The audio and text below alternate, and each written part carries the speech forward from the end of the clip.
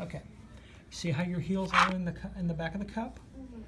See how that bone in your foot is? I mean, see the bone? Yeah. What I do is I take one, normally if I didn't have the camera, I would have one hand on your foot. You see how that goes on the ball? Mm-hmm. Good. Now what I like to do is when I do this, it'll tighten the foot, but it doesn't squeeze you. But it totally secures that foot for me. Okay, that foot has been secured, and now this one's ready to be secured. Okay, make sure your heel's all the way back. Is that on your bone? Feel right, and see how right there in the bone of your foot, right there in the middle is where we want that.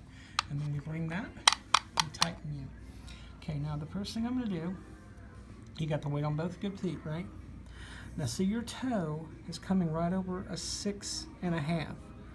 So by having your toe over just a little bit, you probably wear what, a 7 normally, or a 6.5?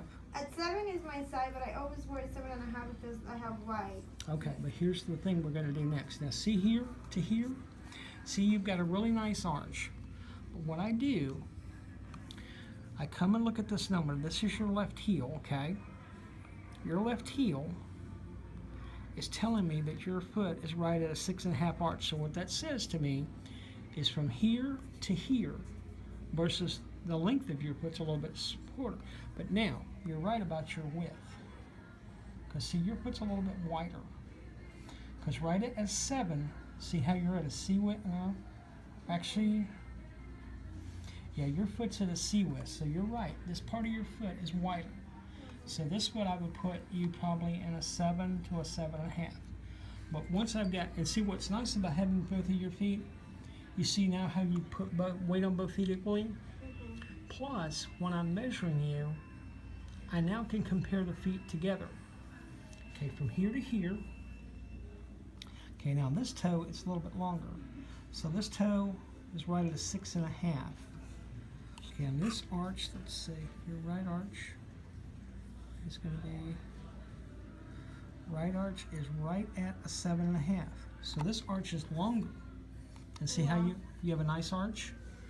And see on a woman, if like a girl, if they don't want to hold their toes to the Brannock, you just take your finger and put it slightly on their foot, okay?